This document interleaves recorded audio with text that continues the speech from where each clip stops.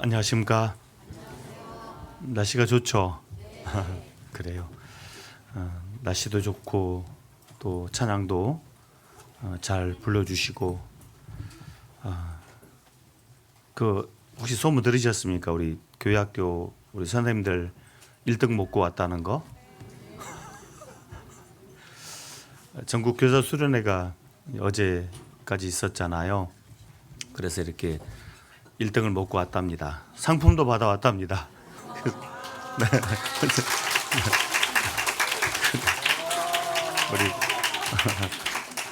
우리 찬양대도 잘하는데 우리 교학교 교사분들도 너무 잘합니다. 늘 고맙습니다. 이렇게 함께 웃을 수 있는 그런 교회라서 너무 좋습니다. 사과가 웃으면 뭐라 그래요? 맨날 그것만 연구하나 보다. 어제부터 답을 계속 말해가지고 답을 해버리니까 재미가 없네. 3월 달에는 대학생하고 절대 싸우면 안 된다잖아요. 답이 뭐예요? 개 강하니까. 절대 싸우면 안 되고. 사과가 웃으면 풋사과. 바나나가 웃으면요. 킥 바나나 킥. 바나나 우유가 웃으면요. 빙그레. 그래요, 맞아요. 웃으세요. 풋 웃어주시고 바나나 킥 웃어주시고 빙그레 항상 웃고 살았으면 좋겠습니다. 먼저 기도하겠습니다. 우리를 사랑하시고 구원하신 고마우신 우리 아버지 하나님 참으로 감사를 드립니다. 죄 가운데 방황하며 소망 없이 살아가던 불쌍한 저희를 기억해 주시고 구원해 주셔서 구원해 주신 것도 고마운데 아들 삼아 주시고 복스러운 소망과 함께 이렇게 남은 때를 살아가게 하심도 감사합니다. 때마다 일마다 하나님의 선하신 손길로 붙잡아 이끌어 주심도 감사드립니다. 뿐만 아니라 귀한 믿음의 동역자들을 곁에 많이 붙여주셔서 힘 잃지 않도록 또 위로가 될 수 있도록 해주심도 감사합니다.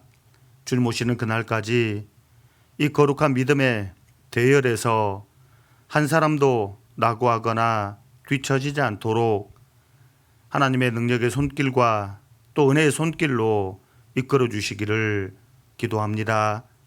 머지않아 주님 앞에 섰을 때 우리 모두가 다 부끄러운 모습이 아닌 온전히 하나님이 가지고 오시는 칭찬과 영광과 존귀를 얻음에 부족함이 없는 저희가 되게 해주시고 무엇보다도 우리 마음 중심으로 하나님을 향해 간절히 기도하는 가족 전도 주님께서 약속하신 대로 주 예수를 믿으라 그리하면 너와 내 집이 구원을 받는다는 약속이 꼭 이루어질 수 있도록 각 사람 가운데 함께 하시고 또 각 가정에 역사해 주시기를 같은 마음으로 기도합니다. 오늘 또 주일 귀한 말씀 앞에 머리 숙인 우리 모든 식구들의 심령과 또 발걸음에 하나님 마음껏 축복해 주셔서 주님 오시는 그날까지 늘 항상 이 모습으로 주님 앞에 나아갈 수 있도록 도와주시고 또 함께하고 싶지만 사정이 있어서 함께하지 못한 믿음의 식구들 그분들도 함께해 주시고 또 그 마음을 붙잡아 주셔서 다음 주에는 꼭 이 자리에 함께할 수 있도록 도와주시기를 또한 기도합니다. 이제 17일부터 계획되어 있는 올해 들어 처음 저녁 집회가 준비되고 있습니다. 말씀을 전하실 김상진 목사님에게도 함께해 주시고 또 집회를 위해 기도하시는 모든 분들 또 전도하고 계신 분들 위해 또 앞으로 봉사하실 손길 위에 하나님 은혜 베풀어 주셔서 온 교회가 일심으로 집회를 준비하고 또 한 주간 치름으로 하나님이 예비하신 귀한 분이 구원받는 역사를 볼 수 있도록 하나님 함께 해 주시기를 원합니다. 그 모든 일로 인하여 하나님께 영광이 되며 또 우리 광진교회는 기쁨이 되는 지폐로 삼아 주시기를 우리 하나님께 부탁드립니다. 부족한 입술에도 함께 계셔서 하나님의 선하신 말씀을 올바로 전할 수 있도록 도와주시기를 간절히 바라면서 예수님의 이름으로 기도드립니다. 아멘. 자, 요한계시록 22장을 찾겠습니다. 요한계시록 22장입니다.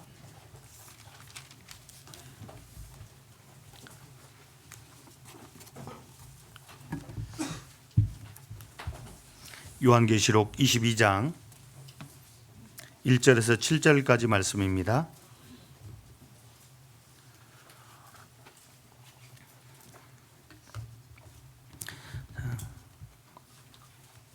찾으셨으면 제가 먼저 몇 절을 읽겠습니다. 또 저가 수정같이 맑은 생명수의 강을 내게 보이니 하나님과 및 어린 양의 보좌로부터 나서 길 가운데로 흐르더라. 강 좌우에 생명나무가 있어 12가지 실과를 맺히되 달마다 그 실과를 맺히고 그 나무 잎사귀들은 만국을 소송하기 위하여 있더라.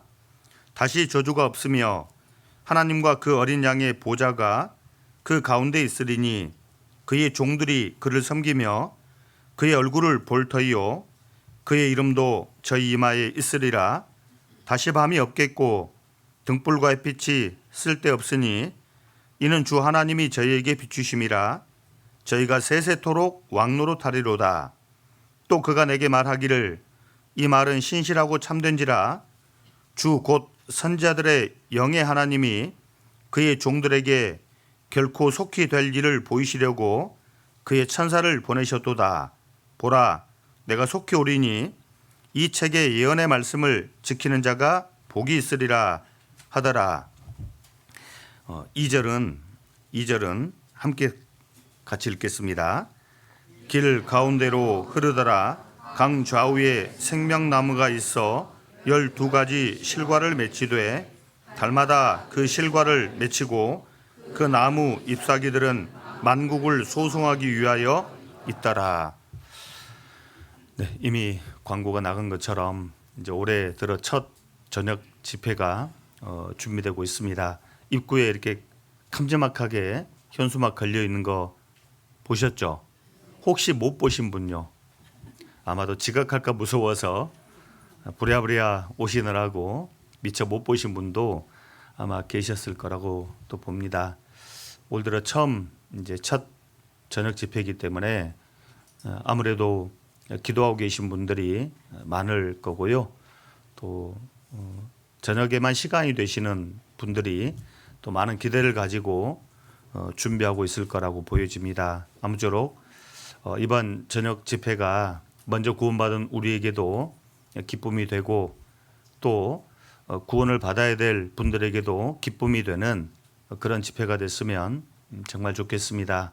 꼭 그렇게 되기를 기도해 주시고 또 함께 해 주시기를 부탁을 드리겠습니다. 오늘도 이어서 천국에 대해서 좀 생각해 보려고 하는데요. 생각하면 할수록 복잡합니다. 생각하면 할수록 잘 모르겠어요. 솔직히 잘 모르겠습니다. 성경에 정보가 그리 많지 않기 때문에 장차 들어가 살게 될 우리 집, 아니 내 집, 정확히 말하면 내 집이죠. 내 집인 천국이 도대체 어떻게 생겼을까? 또 천국에 들어가면 어떤 삶을 살게 될까? 영원하다고 하는데 궁금하잖아요.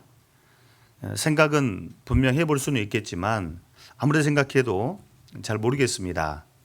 한계가 있기 때문에 그럴 거라고 보여지는데, 그래서 나름 이제 이렇게 생각을 하면서 엉뚱한 좀 생각을 하면서 좀 이렇게 좀 나름 이해를 해보려고 노력을 해보기도 하는데 어쨌든 쉽지 않은 그런 주제임에 틀림이 없습니다. 다만 우리가 이해할 수 있는 수준에서 좀 이해하고 생각할 수 있는 수준에서 생각하다가 주님 오시면 들어가서 깜짝 놀랄 일이 이제 남아 있겠죠. 아무리 우리가 생각하고 아무리 연구해 본들 실제로 천국을 마주했을 때 아마 다들 깜짝 놀라지 않을까라고 하는 그런 생각은 틀림없습니다.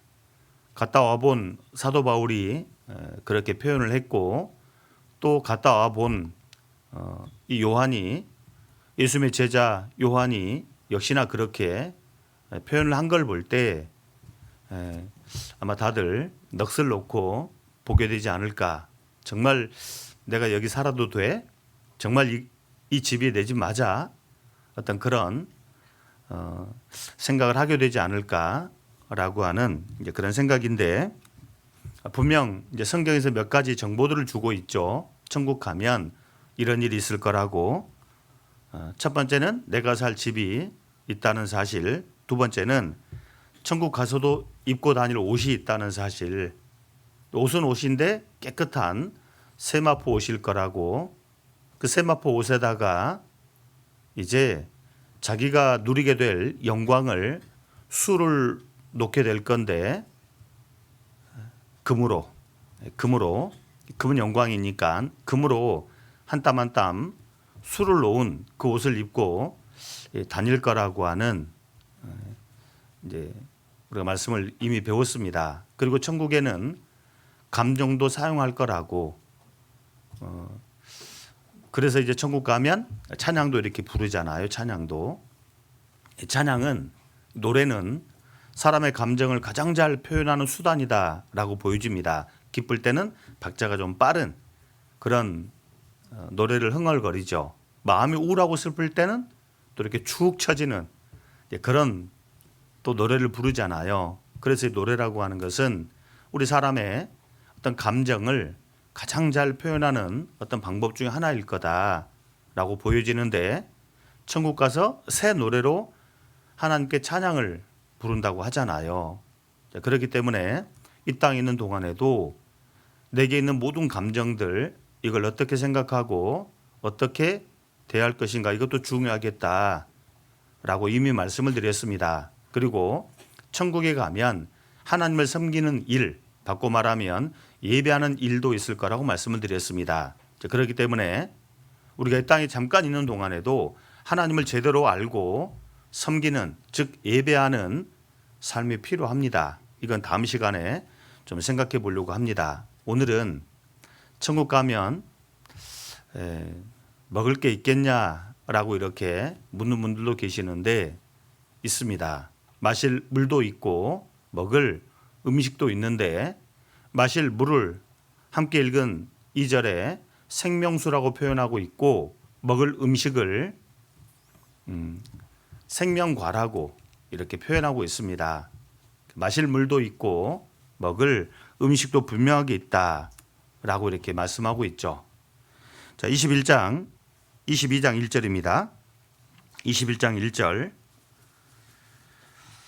또 저가 수정같이 맑은 생명수의 강을 내게 보이니 하나님과 및 어린 양의 보좌로부터 나서 생명수라는 단어가 나오는데 이 생명수에 대한 여러 가지 이제 견해들이 있습니다. 첫 번째는 죽음이 사라진다는 의미로 생명수가 쓰여졌다. 생명수니까 계속 마시면 죽어요 살아요 계속 살잖아요. 그래서 이 생명수라는 단어 속에 죽음이 사라졌다라고 하는 의미가 들어있다고 주장하는 분들도 계시고 또 어떤 분들은 하나님의 백성들이 누리게 될 풍성한 그런 삶을 이렇게 표현하고 있다라고 주장하기도 합니다. 또 그런가 하면 이건 성령을 가리킨다 이렇게 이제 주장하는 분도 계세요. 예수님께서 내 배에서 생수의 강이 흘러나리라라고 말씀하셨잖아요. 이것은 곧 받을 성령을 가리키심이라 그랬거든요. 그러니까 예수님 배에서 흘러나온 생명수는 곧 성령이다 이렇게 분명히 요한복음에 말씀하는 걸 볼 때 이 생명수는 결국 성령님을 말한다 이렇게 이제 말씀하는 분도 계세요. 또 그런가 하면 영원히 사는 영생을 의미한다 이렇게 또 주장하는 분도 계시는데 다 맞아요. 이게 다 맞아요. 이게 그렇죠. 생명수를 마시면 계속 사는 거죠. 영생이죠. 그리고 이따 배울 거지만 생명수가 아니라 생명수 강이라고 그랬잖아요. 생명수 강 얼마나 풍성해요. 우리 구원받은 하나님의 백성들이 하나님의 자녀들이 장차 누리게 될 이 풍성함을 생명수는 생명수인데 강으로 표현하고 있어요. 강. 바다라 했으면 더 좋을 건데 어쨌든 강만 해도 어마어마한 풍성함이잖아요. 시냇물이 아닌 한 방울의 어떤 생명수가 아닌 강으로 표현하고 있잖아요. 풍성함을 가리키는 것도 분명합니다. 그리고 성령님을 가리키는 것도 틀림없어요. 그런 생명수가 하나님과 어린 양의 보좌로부터 흘러나오고 있다. 흘러나와서 나중에는 강을 이루고 있다. 이렇게 표현하고 있잖아요. 마치 에덴 동산에서 흘렀던 처음에 시작했을 때는 한 줄기였는데 나중에는 4개 강이 되잖아요. 꼭 에덴 동산을 생각하게 하는 그런 장면이죠. 그런가 하면 이따 배울 건데 에스겔 47장에 가서 보면 이게 정확하게 또 반복되고 있어요. 지금 요한계시록 22장 이 말씀이 에스겔 47장 1절 2절에 1절부터 12절 그 사이에 정확하게 똑같이 표현되어 있습니다.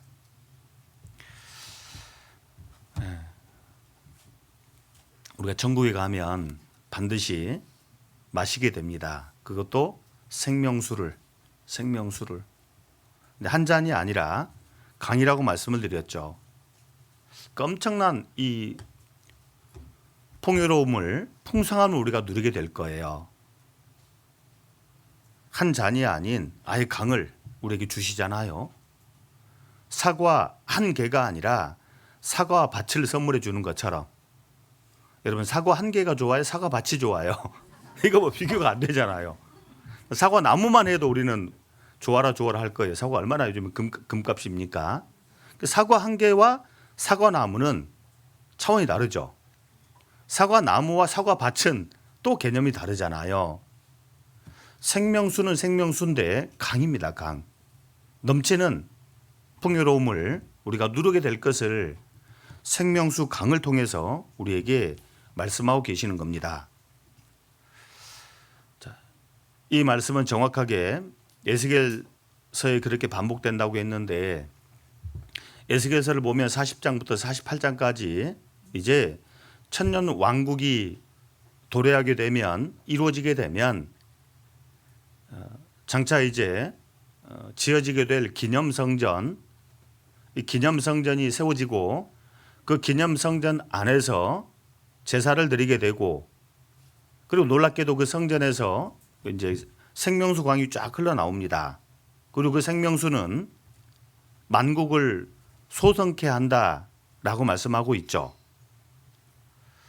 요한계시록 22장인 이 표현이 정확하게 에스겔서 47장, 48장에 가서 이걸 미리 말씀하셨던 거죠. 그것이 실제화되는 거예요. 에스겔 선지자에게 말씀하셨던 예언이 실제로 예수님 오시게 되면 이루어지게 된다는 것을 보여주는데 좀 먼저 이것을 좀 정리하고 넘어가면 좋겠어요.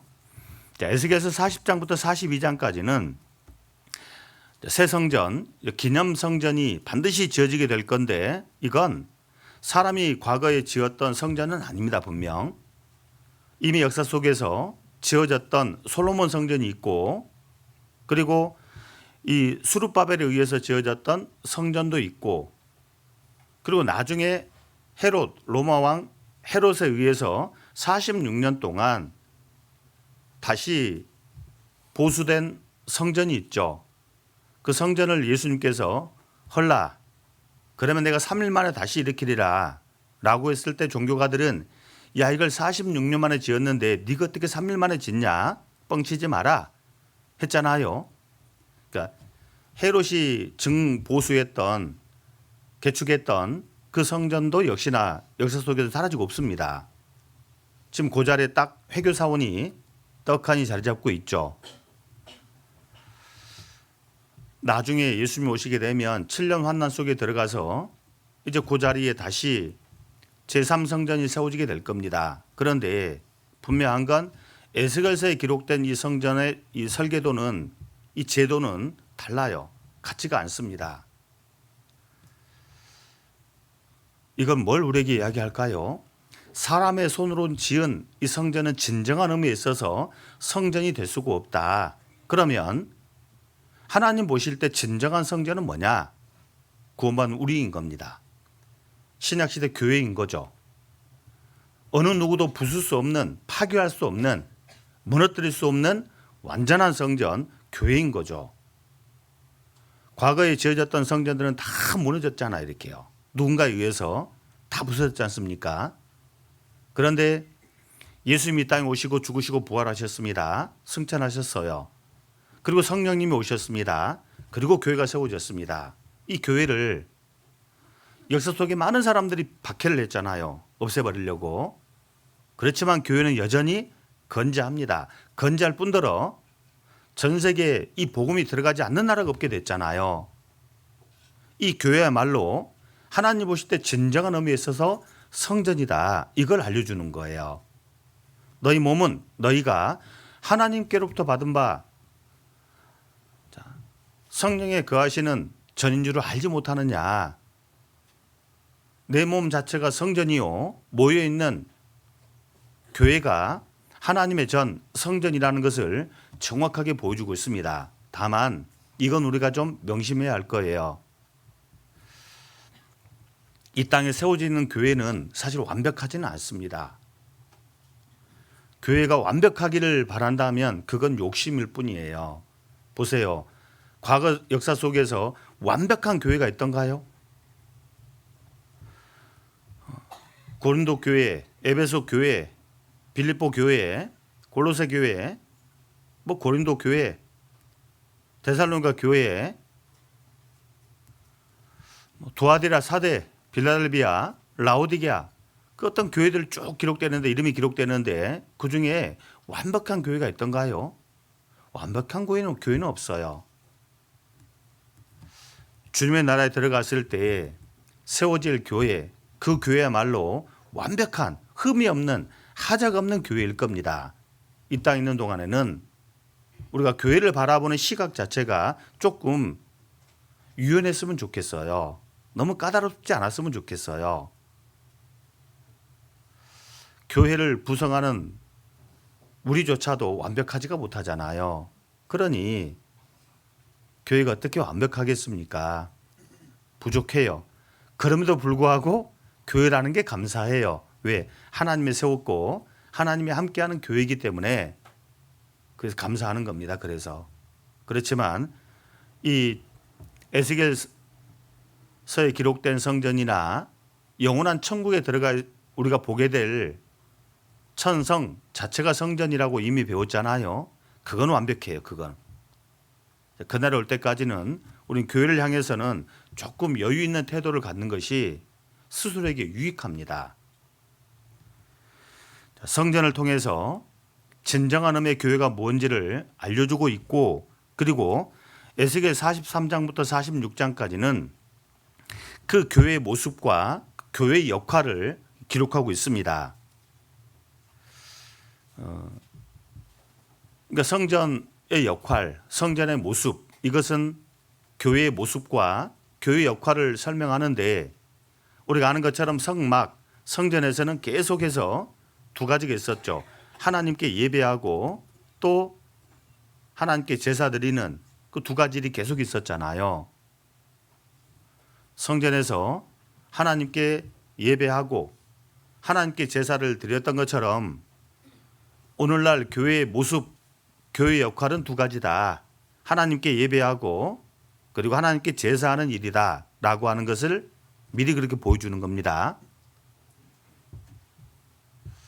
하나님께 대한 예배는 다음 시간에 배우기로 미리 말씀드렸고 교회가 할 일은 두 가지인데 하나님께 예배하고 두 번째는 하나님을 향해 희생 제물을 바치는 거죠. 제사하는 거죠. 뭘 갖다 바쳐야 할까요? 소나 양이나 염소를 잡아 바쳐야 할까요? 하나님은 천천의 수양이나 만만의 강수 같은 기름을 내 기뻐하지 않겠다 그러잖아요. 뭐가 아쉬워서 그깟 기름을. 사도 바울은 정확하게 이 로마 교회에 보낸 편지를 통해서 말씀합니다. 너희 몸이라고. 너희 몸을 하나님이 기뻐하시는 거룩한 산 제사로 바치라고.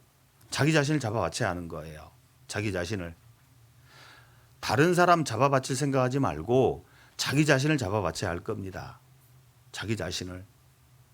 정말 내 자신이 하나님께 바쳐진 그런 재물일까요? 바쳐진 재물들은 죽었잖아 이렇게요. 피 흘리고 죽었지 않습니까? 먼저는 자기 자신을 잡아 바치세요. 다른 사람을 죽이려고 하지 말고 자기 자신을 잡으세요. 자기 자신을. 그래야지 누군가를 잡아 바칠 수 있는 힘이 생기는 겁니다. 그 누군가가 바로 이방인이라고 기록하고 있죠. 로마서 15장 16절에 이방인을 제물로 드린다고 돼 있거든요. 이스라엘 사람들이 볼 땐 나머지 모든 민족들은 이방인일 겁니다. 그런 것처럼 구원받은 성도들이 볼 땐 구원 안 받은 모든 사람들은 다 이방인이잖아요. 그들을 하나님께로 인도하는, 즉 전도하는 것을 말하잖아요. 먼저는 자기 자신을 드리고 이걸 잘하는 사람들이 이제 하나님을 모르는 사람들을 하나님께 데려다가 바치는 그 일을 하는 겁니다.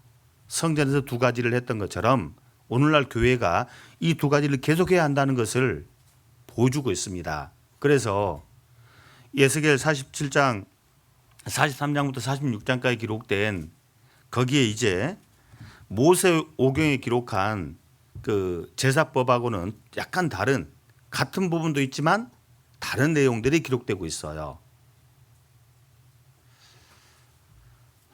두 가지를 교회가 어떤 가지고 있는 모습과 어떤 교회 역할을 이 기록된 기념성전을 통해 말씀하고 있고, 그리고 나머지 47장, 48장에는 이제 그 성전에서 흘러나오는 그 생명수를 마신 사람과 마시지 못한 사람의 모습을 기록하고 있습니다. 그리고 그 생명수와 생명과가 얼만큼 풍성한지를 잘 보여주고 있죠. 자, 47장으로 가보겠습니다. 미리 좀 말씀을 드려놓고 에스겔 47장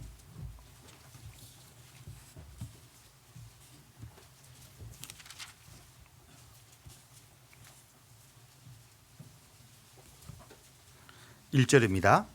47장 1절.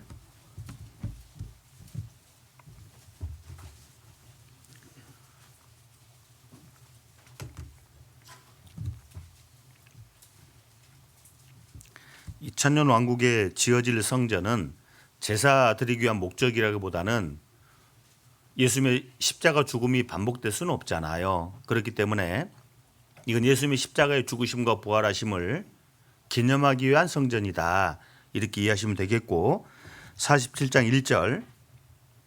그가 나를 데리고 전 문에 이르시니 전에 전면이 동을 향하였는데 그 문지방 밑에서 물이 나와서 동으로 흐르다가 전 우편 제단 남편으로 흘러내리더라.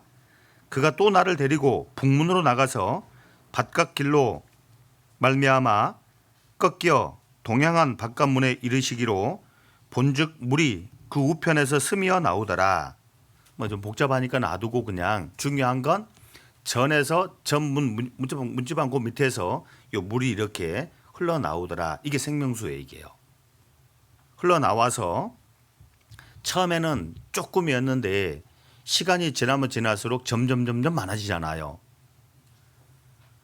자를 가지고 청량해 보니까 처음에는 이 물이 겨우 발목 정도에 오르다가 다시 또 재보니까 물이 무릎까지 오르게 되고 차오르고, 다시 또 재보니까 물이 허리까지 차고, 다시 또 재보니까 이제는 아예 헤엄을 해야지 될 만큼의 어떤 이 물이라고 이제 뒤에 쭉 기록하고 있잖아요. 이렇게요.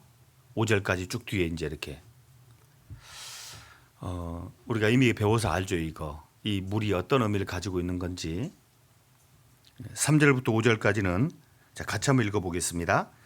그 사람이 손에 줄을 잡고 동으로 나아가며 일천척을 청량한 후에 나로 그 물을 건너게 하시니 물이 발목에 오르더니 다시 일천척을 청량하고 나로 물을 건너게 하시니 물이 무릎에 오르고 다시 일천척을 청량하고 나로 물을 건너게 하시니 물이 허리에 오르고 다시 일천척을 청량하시니 물이 내가 건너지 못할 강이 된지라.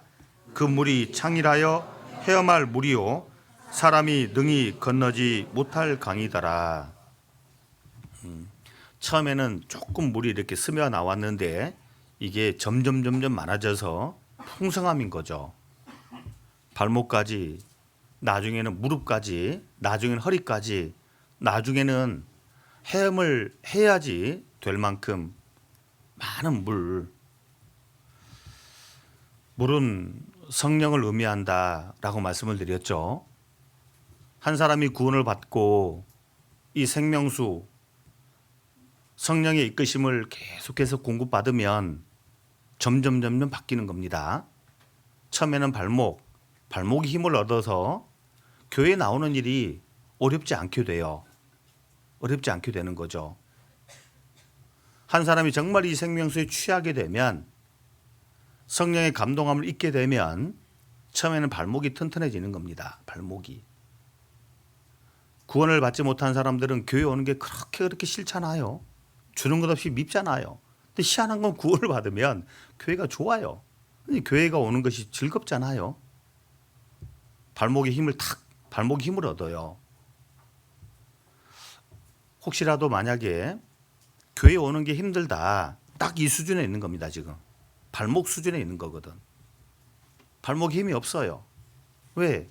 구원은 받았지만 계속 이 마셔야 될 생명수를 마시지 못한 그 결과죠. 계속해서 성령의 인도하심을 받아야 되는데 받지 못한 결과인 거예요. 발목에 힘이 없잖아요. 그런데 공급함을 받으면 발목에 힘이 딱 생기는 겁니다. 똑딱거리는 시계추 신앙이 안 되는 겁니다. 그거 아세요? 똑이니 끼니 딱이야요. 똑딱거리는 시계추 신앙, 그런 신앙이 안 되는 거라고. 왔다 갔다 하는, 교회당만 와서 출석 체크하고 가는 그런 신앙이 안 되는 거라고요. 누구는 또 그렇게 표현하더라고요. 속꽃비 신앙. 속꽃비 신앙이 뭔지 아세요? 누군가가 좀 전화해서 좀 나와주세요. 그러면 겨우 이렇게 끌려 나오는. 소가 지발로 안 가잖아요. 이렇게 고삐를 잡아 당기면 이렇게 따라오잖아요. 소고삐. 제가 뭐라 했어요? 발음이 세서. 발음이 세서 그런 거예요. 소고삐시나 소고삐시나. 다 척하면 착해야지 도대체가. 뭐 저하고 하루 이틀 살아봤어요 지금. 그런 것부터 해야지. 소고삐 그러면 딱 그런 거잖아요. 이렇게요. 누가 이렇게 그러주면 겨우 놔둬버리면 그냥 꼼짝도 못하는 이 발목. 우리가 여기에 멈춰서는 안 되잖아요. 생명수를 계속 공급받으면, 풍성하게 공급받으면 힘이 생기는 겁니다. 발목에 힘이 있으니까 교회 나오는 건 일도 아니에요. 이제 시간이 흐르면 이제 발목 정도가 무릎까지 탁 올리잖아. 무릎까지 차잖아요. 이게요. 이 무릎까지 물이 찼다는 것은 이 기도하는 모습이잖아요. 이게요. 무릎을 탁 하나님 앞에 꿇는 모습이잖아요. 우리가 사실 기도하기 위해서 무릎을 자주 꿇긴 합니다. 그런데 사실 눈에 보이는 무릎을 꿇나게 해서 진짜 하나님 앞에 꿇려졌을까 내 자신이? 그건 아닐 거예요. 아무리 내가 두 손을 모으고 두 눈을 감고 무릎을 꿇는다 할지라도 마음의 무릎이 안 꿇려져 있으면 아직 이건 꿇린 게 아닌 거예요. 진짜 내 자신이 하나님 앞에 꼬꾸라져 본 적 있나요? 야곱이 환도뼈를 콱 치니까 그때부터는 절었잖아요. 그런 것처럼 정말 내 마음 중심에서 하나님 앞에 이 무릎 꿇려져 본 적이 있을까요? 그게 한 번쯤 적어도 있어야 돼요. 정말 내가 구원을 받았다면 하나님 내 인생을 하나님 뜻대로 써주세요. 무릎이 팍 꿇려져야 되거든. 근데 여전히 무릎이 꼿꼿한 분들이 계세요. 어쩌자고 대체? 생명수를 계속 공급받지 못하면 나타나는 결과가 그런 거라고요. 무릎이 안 꿇려져요. 내 자신이 여전히 살아있는 거잖아요. 그냥 무릎만 꿇을 것이 아니라 이 진정으로 내 마음이 탁 무릎이 꿇려져야 할 겁니다. 그래야지 하나님의 뜻을 따라 살게 돼 있어요. 살게 돼 있거든. 하나님의 뜻은 분명한데 내 마음에 무릎이 꿇려지지 않으면 절대 하나님의 뜻대로 못 살게 돼 있습니다. 무릎까지 물이 탁 찼죠. 시간이 더 지나면 계속 생명수를 공급받으면 그 다음에는 허리까지 탁 차오르잖아요. 허리가 힘이 있는 거예요. 그러면 허리가 힘이 있게 되면 일이 버겁지가 않습니다, 여러분. 일이 무섭지가 않아요. 일은 그냥 일일 뿐이에요. 가끔씩 정말 대도 않은 소리를 하는 분들이 계십니다. 교회가 왜 이렇게 봉사가 많냐? 교회에서 왜 이렇게 봉사가 많냐? 모임이 왜 이렇게 많고 봉사가 왜 이렇게 많은 거냐? 혹시 그런 분 있으면 저한테 좀 모시고 오세요. 제가 할 말이 많은 사람이거든. 진짜 그래요. 혹시 그렇게 말씀하는 분 계시면 저한테 좀 모시고 오세요. 할 말 많은 사람이 제가요. 제가 기준이란 말은 아닙니다. 한없이 부족한 사람이죠. 그렇지만 적어도 봉사에 대해서만큼은 제가 할 수 있는 건 다 해봤거든요. 진짜로. 저도 말씀드렸잖아요. 구원 받으니까 뭐라도 해야 될 것 같더라고. 이대로 가만히 있으면 안 될 것 같더라고요. 뭐 하고 싶은데 안 시키더라고 또. 그래서 나섰지 뭐. 청년회 가서 청년회 때 누가 이렇게 소식지를 적고 있더라고 이렇게. 저 정도로 할 것 같더라고요. 여러분 소식지 3단어 접는 거 이거 해요 못해 누구나. 하잖아요 그거. 저 정도는 할 것 같더라고. 다가갔잖아요 이렇게요. 그거 정도는 할 것 같아. 내가 할 수 있을 것 같으면 도와줄까요? 그게 처음 봉사였던 거예요. 알고 봤더니 그분하고 제가 살게 될 줄 어떻게 알았어요 그때. 여러분 오해하지 마. 작업 들어간 거 아닙니다. 그 소토만큼도 그 생각 없었어요. 진짜 순수한 마음에서. 진짜 구원은 받았는데 뭐라도 해야 될 것 같은데 이제 구원받아 그 햇병아리에게 뭘 안 맡겨주잖아요. 그러니 어떻게 접는 것부터 소식지 접는 것부터 처음 봉사였잖아요. 그리고 이제 시간이 2달도 채 안 됐는데 교회학교 교사를 하라네요. 뭐 예 알겠습니다. 했죠 뭐. 한 달 지나니까 청년회 임원을 또 하라네요. 예 알겠습니다. 키 크잖아요 이렇게요. 그러니까 옛날에 중간에 카메라가 있었잖아요. 카메라를 좀 이렇게 좀 조작하는 것 좀 해주면 좋겠다. 키가 크니까 딱 맞잖아요. 하죠 뭐 알겠습니다. 찬양대가 좀 없대요 할 사람이. 알겠습니다. 베이스 했죠 베이스. 그러니까 봐봐요. 한 사람이 오만 걸 다 했잖아요. 할 수 있는 건 다 했거든. 그래도 더 할 거 없을까 생각이 들더라고. 진짜로 그랬거든요. 토요일날 일찍 와서 온 교회당을 다 쓸고 청소하는데도 전혀 불평스럽지 않더라고. 오히려 기쁘더라고요. 이게 정상 아닐까요? 진짜 받은 은혜가 분명하고 또 내 마음에 넘쳐나는 기쁨이 있는 것이 사실이라면 뭐가 그렇게 불만스러운 거냐고. 뭐가 그렇게. 지옥 갈 사람을 건져놔서 천국에 만들어 놨는데 뭐가 그렇게 불만이 많은 거냐고 그렇게요. 교제가 많으면 대체 얼마나 많다고. 봉사가 많으면 대체 얼마나 많다고. 혹시 이 중에 지금 봉사 막 4가지 3가지 하는 분 계세요? 없잖아요 지금. 한 잘하면 1-2가지 정도? 그 이상은 없잖아요 거의 대부분. 우리 시대는 너무 약해요. 너무 약해요. 허리에 힘이 없는 거예요. 허리에 힘이 없단 말이에요. 예수님을 통해 이 생명수 맛을 본 겁니다. 구원을 받았어요. 성령의 도움으로 구원을 받았단 말이에요. 문제는 이걸 단회적으로 딱 마시고 끝나는 게 아니라 계속 마셔야 하는 거거든. 그 마시는 장소가 교회다 그 말이에요. 교회다. 교회 안에 있음으로 인해서 계속해서 생명수를 마시게 되는데 마시면 발목이 힘이 탁 생겨서 교회 오는 건 1도 없고 이 무릎까지 탁 차오르면 하나님 앞에 자신이 팍 꺾이는 거 이렇게요. 하나님의 뜻이라면 주님의 뜻이라면 말이 필요가 없는 거예요. 그리고 정말 허리까지 이 물이 꽉 차면 뭐든지 합니다. 뭐든지 할 수가 있거든. 시간이 지나서도 이 물이 허리까지 안 차면 무기력합니다. 무기력해 힘이 없는 거예요. 한 개도 힘이 없는 거예요. 그런데 하나님이 원하시는 것은 허리 정도가 아닙니다. 나중에는 가슴까지, 나중에는 헤엄을 해야지 겨우 견뎌낼 수 있는 그 정도 강이 되잖아요. 진짜 이 성령에 취하면 생명수를 잔뜩 마시게 되면 헤엄할 물은 죽음을 각오하는 거거든. 헤엄 안 치면 빠져 죽잖아요. 죽는 것도 두려워하지 않는 거예요. 이제는 거기까지 나가야 되는 거예요. 과거 믿음의 선배들은 죽음 앞에 비겁하게 자신의 목숨을 구걸하지 않았습니다. 우리가 다 알잖아요. 그분들이 그렇게 복음을 지켰고 우리에게 전해 준 거잖아요. 그래 우리가 구원을 받은 거지 않습니까? 근데 우리는 너무 비겁해요. 혹 죽을까 봐서, 어떻게 될까 봐서 무서워 떨잖아요. 헤엄할 물, 죽기를 각오하고 모든 걸 하나님께 맡기는 그 모습입니다. 여기까지 나가길 하나님은 딱 바라시는 거예요.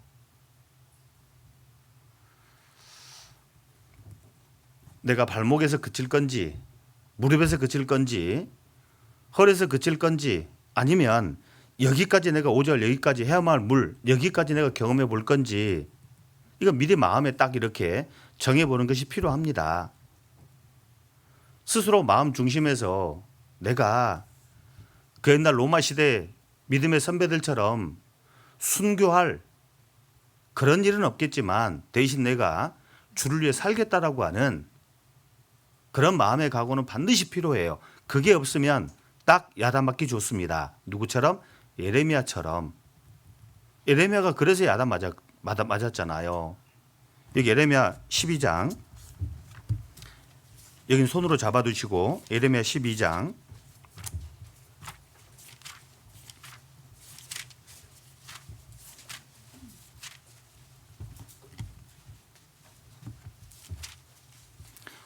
12장 5절입니다.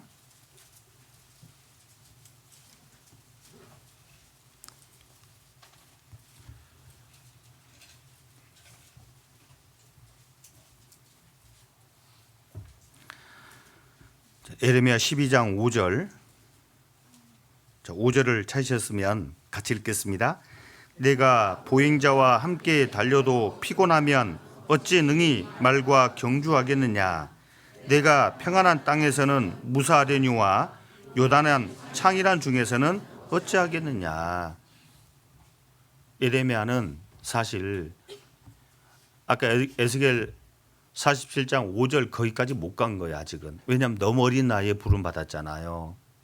일찍부터 부름 받아서 하나님의 뜻을 전한 선지자인데 그러다 보니까 무시를 많이 당했던 거예요. 어린 게 뭘 안다고. 저리 가. 누구도 신청해 주지 않았던 거죠. 그리고 이스라엘 민족이 멸망 직전이었기 때문에 거의 뭐 죄가 극에 달한 그런 시대였기 때문에 예레미야 선지자의 말을 안 들어준 겁니다. 그런 예레미야 감당하기 어려웠던 모양입니다. 그래서 하나님은 예레미야에게 말씀하잖아요. 아직은 진짜는 아직 시작도 안 했다. 그런데 벌써 힘들다고 하면 어떻게 하는 거냐. 이렇게 말씀하는 거잖아요. 요단의 창이란 중에서는 어찌하겠느냐. 진짜 내 신앙 길에 있어서 센 거, 큰 거 하나님은 준비하고 계실 겁니다. 왜? 그게 있어야지 주변에 들어갔을 때 받을 게 있지 않겠어요? 우리가 주님을 위해 뭔가 준 것 없이 받기만 할 수 있겠냐고. 한 것 없이 받기만 할 수 있겠냐고요. 직장 출근해서 하는 일 없이 그냥 놀다가 퇴근하면 월급을 주겠냐고. 열심히 일해야지 월급을 대가로 받는 거잖아요. 구원은 하나님의 은혜로, 우리 예수님의 은혜로, 십자가 공로로 거저 받는 거지만 장차 누리게 될 영광은 거저가 아닙니다. 각 사람이 그의 일한 대로 갚아주리라. 각각 이란 표현이 계속 반복되죠.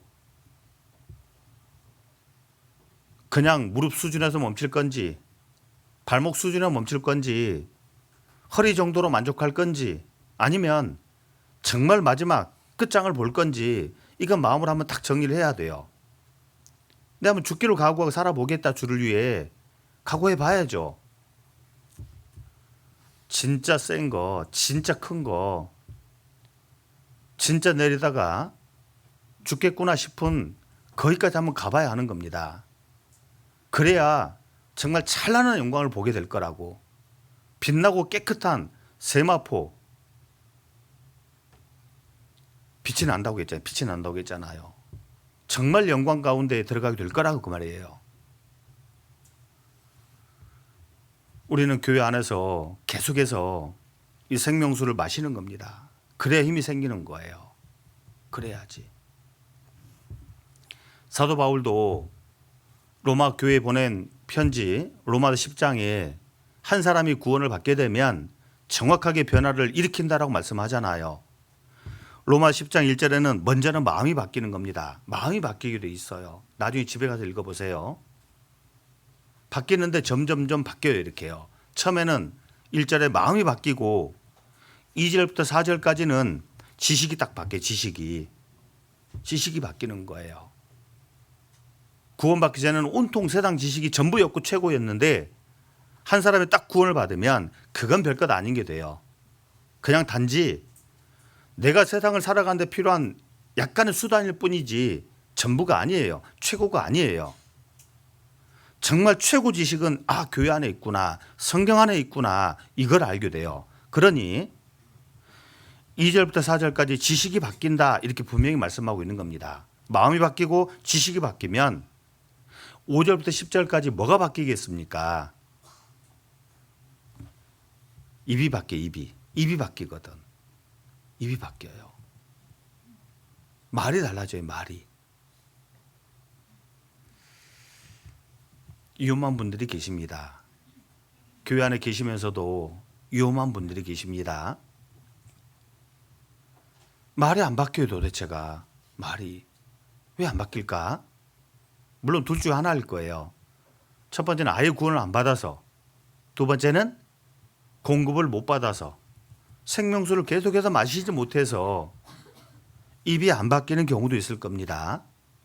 정상적으로 구원을 받았고 정상적으로 공급을 받았다면 반드시 입이 바뀌게 돼 있어요. 입만 바뀔까요? 또 바뀌는 것이 있어요. 10장 13절부터 15절까지를 보면 발이 바뀌어요. 발이. 그렇게 바뀐다고 딱 순서로 돼 있어. 그렇게 해요. 나중에 집에 가서 찾아보세요. 먼저는 마음이 바뀌고, 다음에는 지식이 바뀌고, 그 다음에는 입이 바뀌고, 그 다음에는 발이 바뀌어요. 발이. 옛날에는 돈 버는데 빠른 발이었잖아요. 죄 짓는데 빠른 발이었잖아요. 그런데 구원을 받고 교회 안에 있게 되면 이 발이 어느 쪽으로 빨라요? 교제 어느 쪽으로 빨라요? 이렇게. 봉사하는 쪽으로 빠르죠. 한 사람의 영혼을 전도하는 쪽으로 빨라요. 그래서 산을 넘는 사람의 발이 아름답다고 표현하고 있는 겁니다. 그렇게. 변화를 일으키는 거거든. 마음이 바뀌고 지식, 생각이 바뀌고 그러니 당연히 입이 바뀌고 발이 바뀔 수밖에요. 어떻게 바뀌셨어요, 다들? 바뀌어가고 계세요? 바뀌어야죠. 바뀌지 않으면, 변화하지 않으면 되게 위험한 겁니다. 손녀 자랑하면 돈만을 내라겠는데 보니까 그냥 이뻐요. 그냥 이쁩니다. 근데 걱정스러워요. 그 속설이 있잖아요. 아기 때 너무 이쁘면 나중에 커서 못난이 된다. 오히려 거꾸로 아기 때 못난이면 커서 이뻐진다. 이뻐요. 그래 걱정스러워 이게. 나중에 못 나야 될까 싶어서. 그런데 지금 이쁘다고 계속 그대로 있으면 제가 한없이 좋을까요? 계속 이쁘다는 소리 할까요? 시간이 지나면 변화해야죠. 변화하지 않으면 걱정이 되는 거라고. 이게 이제 그때부터는 걱정스러울 거라고. 이쁜 것도 잠시 그대로 계속 있으면 그때부터는 걱정이 될 거라고요. 한 사람이 구원을 받고 그 생명수 가운데 계속 공부를 받잖아요. 성령 인도를 받잖아요. 그럼 변화를 일으키는 거예요. 당연히 변화를 일으킵니다. 마시지 못하면 발목, 교회 오는 것도 버겁습니다. 마시지 못하면 무릎이 안 굴려지죠. 자기 하고 싶은 데 다 해버려요. 허리, 힘이 없어요. 힘이 무기력하죠. 구원받은 사람인지 세상 사람인지 분간이 안 돼요. 무기력해요. 그리고 헤엄할 할 물, 큰 일을 만나면 톡 나가 떨어지잖아요. 정상적으로 이 생명수를 마시지 못해 그런 거예요. 정확하게 에스겔 선지자 입을 통해 하나님은 그 생명수를 계속 마신 사람과 마시지 못한 사람의 그 차이도 기록하고 있죠. 47장 손으로 잡아두신 분은 수월하실 겁니다. 47장 6절에 보시면 그 생명수를 맛보는 사람과 그렇지 못한 사람을 두 종류의 땅을 가지고 설명하고 있습니다. 이 참 성경이 재미나게 돼 있어요. 보면 자 6절 그가 내게 이르시되 인자야 에스겔아 내가 이것을 보았느냐 하시고 나를 인도하여 강 가로 돌아가게 하시기로 내가 돌아간즉 강 좌우편에 나무가 심이 많더라. 그가 내게 이르시되 이 물이 동방으로 향하여 흘러 아라바로 내려가서 바다에 이르리니 이 흘러내리는 물로 그 바다의 물이 소성함을 얻을지라. 이 강물이 이르는 곳마다 번성하는 모든 생물이 살고 또 고기가 심이 많으리니 이 물이 흘러 들어가므로 바닷물이 소성함을 얻겠고 이 강이 이르는 각처의 모든 것이 살 것이며 또 이 강가에 어부가 살 것이니 엔게디에서부터 에네글라임까지 그물 치는 곳이 될 것이라. 그 고기가 각기 종류를 따라 큰 바다의 고기같이 힘이 많으려니와. 11절은 같이 읽겠습니다. 그 진펄과 개펄은 소성되지 못하고 소금 땅이 될 것이며. 성전 문지방에 흘러나왔던 이 물이 나중에 쫙 점점 불어나서 헤엄을 해야지 이렇게 될 만큼의 큰 강이 돼서 이 강이 흘러가는 곳마다 다 소성게 만드는 겁니다. 회복을 시켜주는 거예요. 심지어는 어떤 지역까지 회복을 시켜주냐면 아라바 그랬죠. 아라바. 그리고 에네글라임이라고 했는데 이제 아라바가 어디냐면 사해 주변을 말합니다. 사해 전 주변을 말해요. 아라바가 사해 전 주변. 사해 전 지역은 3분의 2가 지중해보다 높아요, 낮아요? 낮아. 그 사해 전 지역이 이 지중해보다 낮아요. 3분의 2가 보통 보면 낮은 곳에 있단 말이에요. 생명수를 누가 마시게 되는지를 정확하게 보여주잖아요. 물은 높은 곳으로 흘러요, 낮은 곳으로 흘러요? 낮은 곳으로. 하나님의 은혜는 높은 곳으로 흐를까요, 낮은 곳으로 흐를까요? 낮은 곳으로. 지중해보다 그 전체 지역 3분의 2가 낮아요. 낮은 곳으로 흐르는 겁니다. 그리고 엔게디나 이 에네글라임이 같은 지역에 있어요. 엔게디가 새끼 염소의 셈이라고 하는 의미를 가지고 있는 지역인데 그 사이에서 가깝습니다. 이렇게요. 그 쿰란 동굴 우리가 집회 때마다 봤잖아요. 쿰란 동굴이 있는 곳이 엔게디. 유대 광야입니다. 광야. 에네글라임 두 송아지의 셈이라는 의미를 가졌는데 역시나 이것도 사해 근처입니다. 전부 다. 그러니까 사해는 지중해보다 낮아요. 그리고 엔게디, 에네글라임은 유대 광야, 바짝 마른 그런 곳이에요. 성전 문지방에 흘러나온 이 생명수는 아무리 낮은 곳이라도 꽉 채웁니다. 아무리 마른 사막이라도 다시 바꿔버려요. 많은 물고기가 각종 물고기 살 수 있는 곳으로 바꿔버리잖아요. 이건 하나님의 넘치는 구원의 축복과 풍성함을 이렇게 설명하고 있는 거거든. 누가 맛을 봐요? 진짜 낮은 사람, 겸손한 사람, 그 사람이 맛보는 거예요. 그리고 실제로 출애굽한 이스라엘 백성들이 광야 40년을 걸을 때 이 맛을 조금 봤잖아요. 무리와 반석이 쪼개지고 그리고 물이 많이 나와서 실제로 모든 사람들이 풍족히 마셨잖아요. 이미 맛을 본 거라고. 그리고 이 물은 장차 예수님이 죽으시고 부활하심으로 성령께서 오시고 그로 말미암아 주어질 영원한 생명, 이걸 가리키는 거잖아요. 누구나 값없이 돈 없이 얻을 수 있는 구원, 영생을 정확하게 가리키잖아요, 이게요. 그런데 이걸 맛보지 못하는 분들이 계세요. 진펄, 개펄입니다. 진펄과 개펄. 진펄, 자기 것으로 가득한 사람들. 개펄은 한 귀로 듣고 한 귀로 흘러버리는 사람들. 왜 진펄과 개펄은 이 생명수로부터 소통을 얻지 못했을까? 이미 자기 것으로 꽉 차 있는 거예요. 그래 덜할 것이 없잖아요.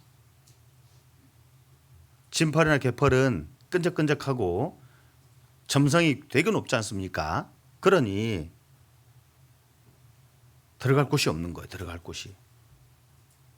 자기 것으로 꽉 찬 사람, 자기 만족으로 충만한 분, 이런 분들은 절대 구원을 못 받습니다. 구원을 받은 우리도 마찬가지예요. 여전히 교회 가운데 성령께서 두루 다니시고 생명수를 공급해 주시는데 누구는 마시고 취합니다. 점점점 취하고 결국은 하나님의 축복과 은혜 가운데 살아갑니다. 그런데 그렇지 못한 분도 계시잖아요. 왜 그럴까요? 구원은 받았지만 그 마음과 삶이 마치 진펄과 개펄 같은 거잖아요. 더 이상 하나님의 은혜, 사랑 이런 거 없어도 난 충분히 내 지식으로, 내 힘으로, 내 능력으로 산다. 그러니 관계가 없죠. 진펄과 개펄 같은 영혼은 절대 구원받지 못합니다. 진펄과 개펄 같은 성도들은 더 이상 주어지는 은혜 위의 은혜를 맛볼 수가 없습니다. 은혜 위의 은혜라. 이미 받은 은혜가 있고 지금 받을 은혜가 있고 또 미래에 주님 오시면 받을 은혜가 남아 있잖아요. 그것과 상관이 없게 되는 거예요. 꼴을 얻고 더 풍성히 얻게 하렴이라. 이미 한번 마셨지만 또 마실 게 있는 거라 그 말이에요. 우리가 진펄과 개펄 같은 성도가 돼서는 안 되는 겁니다, 이게요. 아니 그 메마른 사막도 바꿔버리는데 그 죽은 바다, 사해 바다도 살리는 그런 능력 있는 생명인데 왜 나를 못 바꿀까? 이 생각하면 기가 막히잖아요. 사해 바다는 말 그대로 죽은 바다잖아요. 염기로 가득해서 생명이 도무지 살 수 없는 것입니다. 그런데 생명으로 가득하잖아요. 사막이 어떻게 꽃이 피겠어요? 그런데 사막이 생명으로 넘쳐나잖아요. 하나님의 능력, 하나님의 역사는 불가능이 없는데 놀랍게도 진펄, 개펄을 만나면 어떻게 못해요, 이건. 이거 어떻게 못하는 거라고.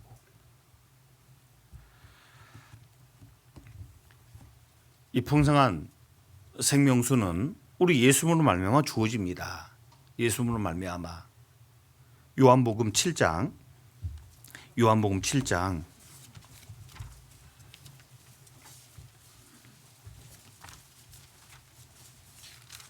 37절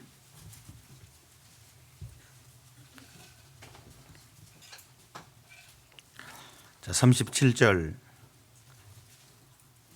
39절까지입니다.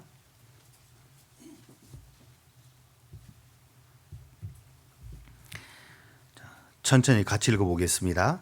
명절 끝날 곧 큰 날에 예수께서 서서 외쳐 가라사대 누구든지 목마르거든 내게로 와서 마시라. 나를 믿는 자는 성경의 이름과 같이 그 배에서 생수의 강이 흘러나리라 하시니 이는 그를 믿는 자의 받을 성령을 가리켜 말씀하신 것이라. 예수께서 아직 영광을 받지 못하신 고로 성령이 아직 저희에게 계시지 아니하시더라. 예수님 배에서 생수의 강입니다. 강. 생수 한 방울이 아니라 생수 한 잔이 아니라 생수의 강이라고 표현하고 있잖아요. 강이 흘러나는데 이게 성령이다 이렇게 말씀합니다. 강이요 강. 그러니 누구든 마실 수 있잖아요. 딱 한 컵이라면 몇 사람밖에 못 먹을 겁니다. 몇 사람밖에. 근데 생명 강이잖아요. 강. 누구든지 마음만 있으면 관심만 있으면 다 마실 수 있는 그런 구원이고 그런 축복이다 라는 뜻이에요. 여러분 아세요? 이 생명수 강을 마시지 않으면 나중에 가서는 생명수 한 방울을 마시지 못하게 될 거라는 것, 그거 아세요? 충분히 마실 수 있을 때 지금이죠. 보라, 지금은 하나님의 은혜를 받을 만한 때요. 보라, 지금은 구원의 날이로다. 지금 마실 수 있는 기회가 충분히 주어지고 있는데 이걸 끝까지 마시지 않으면, 즉 예수님의 사랑을 받아들이지 않으면, 믿지 않으면 나중 가서는요 한 방울이 허락이 안 되는 겁니다. 한 방울이. 자, 누가복음 16장 찾아봅시다. 여기 누가복음 16장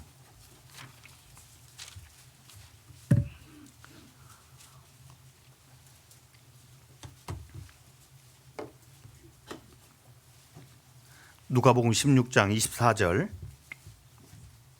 16장 24절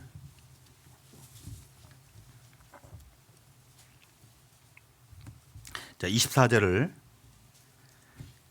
함께 읽겠습니다.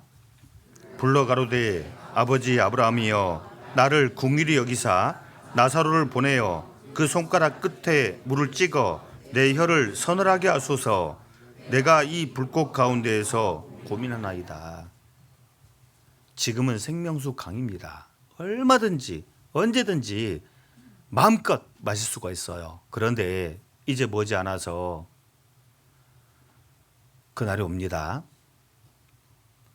아모스 선지자 입을 빌려서 하나님 말씀하셨잖아요. 보라, 날이 이를지라, 날이 이를지라. 반드시 날이 옵니다. 이 생명수를 더 이상 마실 수 없는 그 날이 반드시 옵니다. 그 날이 오게 되면 손가락 끝에 물을 찍어. 이 물이 그냥 이런 물이겠어요? 이 물을 마시면 다시 목마르잖아요. 생명수를 말하는 거예요. 생명수를 한 번 먹으면 영원히 목마르지 않는 그 생명수를 말하잖아요. 예수님 배에서 흘러나오는 그 생명수 한 번 마시면 다시는 목마르지 않는 해갈이 되는 그 생명수를 말하잖아요. 이게 더 이상 주어지지 않는 거예요. 지옥은 없어요. 생명수가. 아세요? 생명수 강은 천국에만 있지 지옥에는 없어요. 그래서 한없는 그런 갈증에, 타는 갈증에 시달리게 될 겁니다. 반드시 그렇게 될 거라고. 지금 마실 수 있는 기회가 충분히 있잖아요. 마시게 해야 돼요. 그들은 뭐가 뭔지 모릅니다. 이미 마셔본 사람이 알잖아요. 고기도 먹어본 사람이 맛을 아는 것처럼 생명수도 마셔본 사람이 아는 거예요. 그렇잖아요. 마시게 도와드려야죠. 가만히 있으면 지가 와서 먹겠지. 몰라요. 저도 그랬거든요. 사실 나이 26 될 때까지 뭐가 뭔지 몰랐습니다. 아무것도 몰랐어요. 고모님이 저에게 전도하지 않았더라면 제가 이거 왔겠습니까? 교회란 것을 마시게 도와줘야 돼요. 이게 교회의 책임이다 그 말이에요. 이것이 생명수를 맛본 사람의 마땅히 해야 될 책임이다 그 말입니다. 생명수만 마시는 것이 아니라 천국 가서 생명과도 먹어요. 생명과도. 생명과 그러면 우린 에덴 동산이 얼른 떠오릅니다. 에덴 동산에서는 달랑 한 그루밖에 없었죠. 한 그루. 동산 중앙에 생명을 얻게 하는 나무가 있었던 거예요. 먹지 마라 그랬죠. 아니, 선악을 알게 하는 나무는 먹지 마라. 생명나무 열매는 먹지 마란 말을 하지 않았던 거예요. 자, 그런데 보세요. 우리 조상 아담과 하와는 그 생명과는 먹지 않고 선악과를 이렇게 먹었잖아요. 선악과를 본 적은 없지만 적어도 곁에 놨다는 걸 볼 때 선악과도 만만치 않은 건 틀림없었던 것 같아요. 만약에 허접한 걸 갖다 놨다면 이거 먹었겠냐고. 그 정도 우리가 상식은 있잖아요. 좀 약간 발칙한 상상을 해봐야 돼. 좀 성경을 이해할 때는요. 자, 생명과에 대해 이해하려면 그 선악과에 대해 좀 이해하면 조금 더 이렇게 좀 생명과가 어떤 종류의 나무였는지가 더 이해가 되지 않을까 싶어서 엉뚱한 생각을 좀 해봤는데 보세요. 선악과에 대해서는 정보가 좀 있잖아요. 사단이 뱀을 통해 역사에서 꼬드겼지 않습니까? 하와를. 봐라. 보암직하지. 봐라. 먹음직하지. 봐라. 지혜롭게 할 만큼 탐스럽지. 그러니까 잡숴봐 그런 거잖아요. 선악과. 그러니까 생명과 옆에 선악과 나무가 선악과가 있었던 거잖아요. 얘가 정말 별 볼륨 것이었다면 거들떠도 안 봤을 거라고. 그런데 생명과 비교해 봤을 때 얘도 만만치 않았던 거였던 거예요. 틀림없이. 근데 보니까 이 선악과가 먹음직했거든요. 생명과도 분명 먹음직스러울 거다 그 말이에요. 그리고 선악과는 보암직했잖아요. 선악과 보암직했잖아요.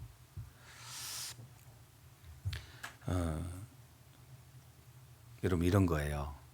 에스겔 47장에 요한계시록 22장에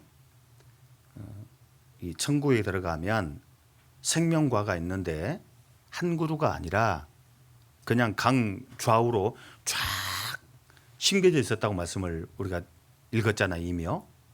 그리고 그 생명과에서는 열매가 열리는데 달마다 12가지 다른 과일을 이렇게 공급한다라고 돼 있잖아요. 그러니까 먹음직한 게 맞아요. 보세요. 만약에 나는 사과를 싫어하는데 사과만 딱 열려서 이게 만약에 그럼 먹겠어요 그거? 나는 복숭아 좋은데. 그러니까 그 복숭아 좋아하는 분들 걱정할 것 없어요. 그 다음 달에는 복숭아가 열려요. 사과만 냅다 열렸으면 먹음직스럽지 않겠죠. 난 복숭아 좋아하는데. 근데 이게 달마다 바꿔 이렇게 열매가. 먹음직할 거라고 틀림없이. 그리고 보암직도 해요. 각종 정말 그 다양한 열매들이 쫙 열리면 얼마나 볼만하겠어요. 진짜 볼만할 거라고. 그리고 이 선악과가 지혜롭게 할 만큼 탐스러웠다 했잖아요. 그 달마다 맺히는 과일을 보면서 우리는 감탄할 겁니다. 와, 하나님의 그 놀라운 지혜. 그 만들어진 것 속에는 그걸 만든 사람의 지혜가 들어있고 능력이 들어있다라고 우리가 알고 있잖아요. 그 달마다 기가 막힌 그런 과일들, 뭔지는 정확하게 모르겠지만 이게 달마다 바꿔서 이렇게 맺힌단 말이에요. 얼마나 기가 막히겠냐고. 선악과가 그 정도라면 생명과는 훨씬 더 할 거라고. 이해를 돕게 설명한 겁니다. 틀림없이 그럴 거예요. 선악과가 그 정도라면 생명과는 그보다 못하지는 않을 거라고 틀림없이.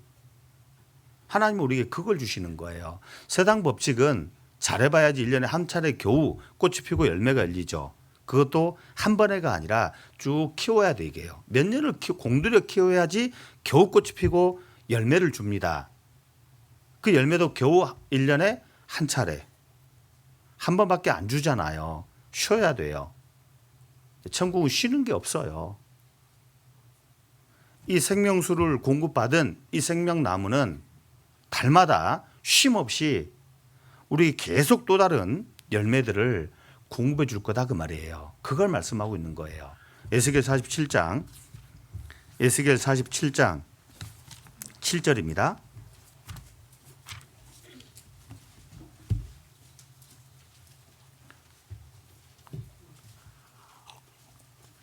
(47장) 7절.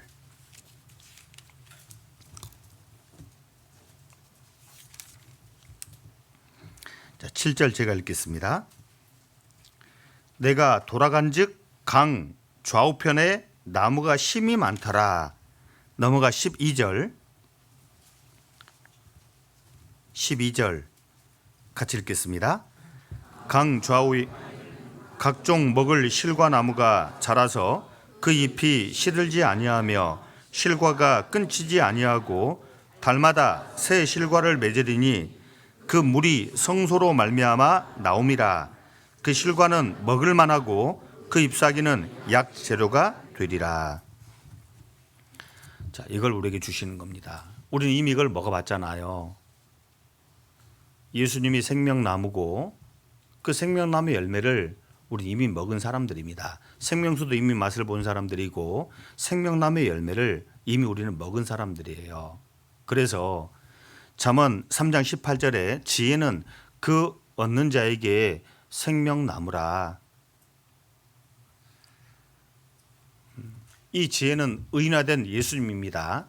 그 예수님을 정확하게 알 때 우리는 생명나무 열매를 먹게 된 거예요. 그리고 우리도 생명나무가 된 거죠. 또 다른 생명나무가 된 겁니다.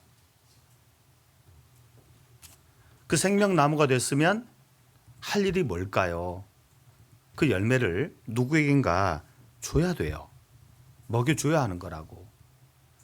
생명수를 마셔봤기 때문에 또 누군가에게 먹여줘야 되고, 생명나무 열매를 이미 먹어봤기 때문에 또 다른 사람에게 이걸 먹여줘야 한다 그 말이에요. 그래서 잠언 11장 30절에 의인의 열매는 생명나무라 지혜로운 자는 사람을 얻느니라 이렇게 돼 있는 거잖아요.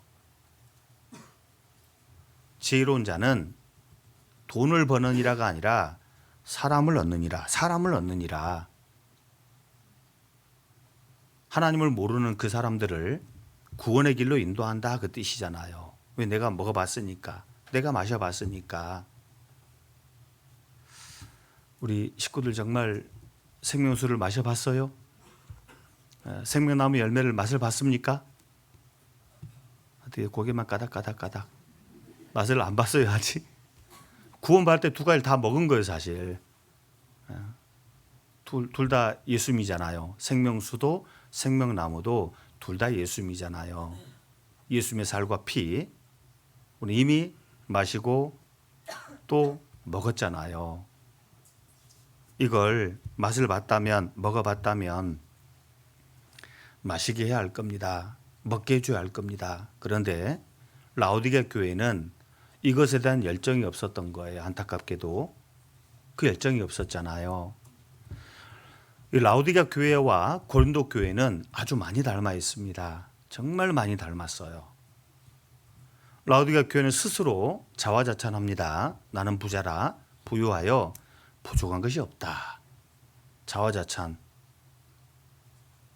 되게 만족스러운 그런 교회 모습이죠. 그런데 그런 라오디게 교회를 향해 하나님은 책망하셨습니다. 내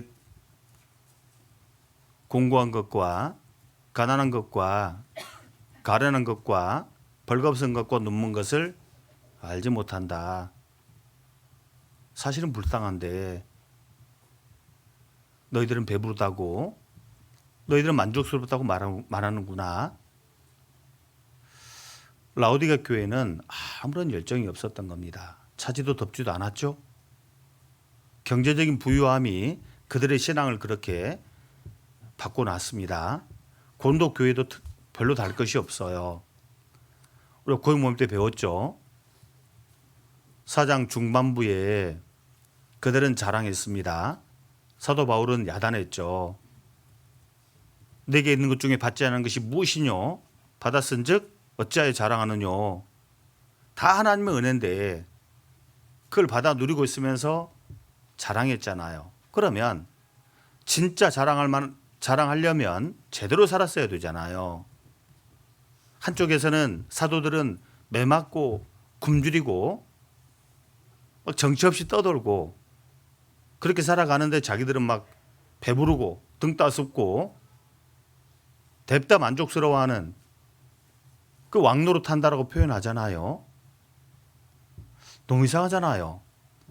똑같은 교회인데 똑같은 예수님의 피로 구원받은 성도들이고 똑같은 교회인데 왜 한쪽에서는 끔찍스러운 고통, 끔찍스러운 가난, 핍박을 받는데 한쪽에서는 여유가 있냐고. 계시록 2장 3장에 보면 두 번째 교회 서머나 교회에도 아주 극심한 가난, 극심한 핍박이 있었잖아요. 근데 사대 교회 라우디게 교회는 되게 배불러요. 보면 고린도 교회 너무 닮았잖아요. 보면 정작 자신들에게 복음을 전해준 바울과 일행들은 그렇게 어려운데 자기들은 배불러요. 이게 웬일일까요? 바울은 하나님이 축복 안 하시고 고린도 성도들만 축복하셨을까요? 서머나 교회는 하나님이 축복하시지 않으시고 사대교회 라우디게 교회만 축복하신 걸까요? 아니잖아요. 왜 이런 일이 벌어졌을까요? 뭐가 뭔지 몰랐던 거잖아 이게요. 진짜 생명수를 마신 성도라면, 진짜 생명나무 열매를 맛본 성도라면 그렇게 사는 게 아니거든 사실요. 세상 일을 하지 말자가 아니라 진짜 그런 맛을 봤다면 맛을 본 사람답게 해야 할 게 있다 그 말이에요. 해야 될 일이 있다 그 말이에요.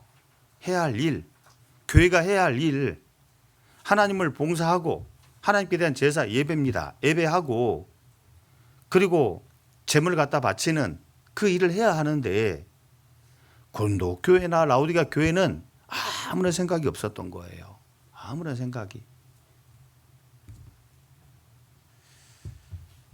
우리 시대에 자칫 하면 우리 구원받은 성도들이 전철을 밟을 수가 있습니다. 고린도 교회나 라우디게아 성도들이 걸어갔던 길을 자칫하면 따라갈 소지가 충분해 보면 어느 때보다 경제가 발달했잖아요.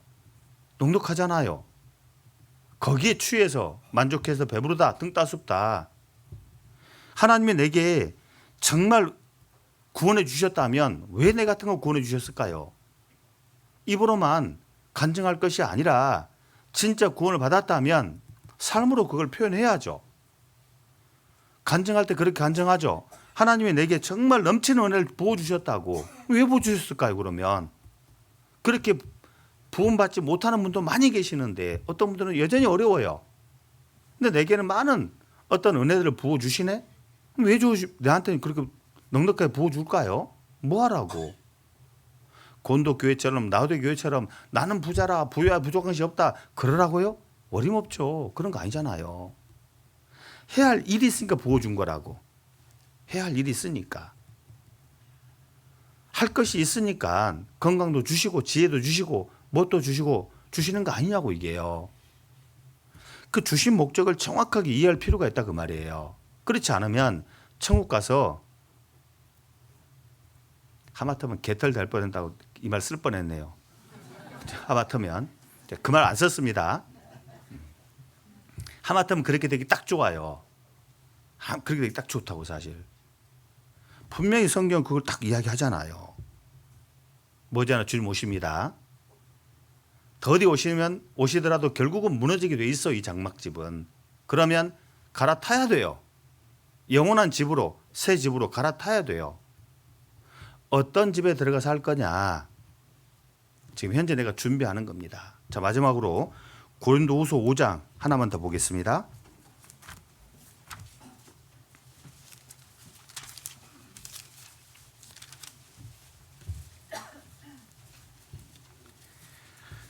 고린도후서 5장 1절입니다.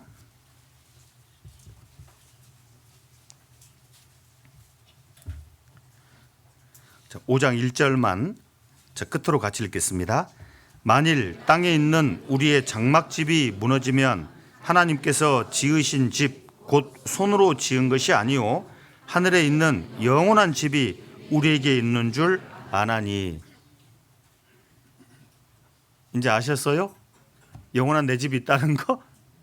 준비하세요. 우리 모두는 다 준비해야 합니다. 저도 준비할 겁니다. 우리 식구들도 세상에 있는 집 말고 이건 언젠가는 무너질 겁니다. 하늘에 있는 영원한 집, 누구도 건드릴 수 없는 그 영원한 집을 우리 다 같이 좀 준비했으면 좋겠습니다. 기도하고 마치겠습니다. 하나님 아버지, 참으로 감사를 드립니다.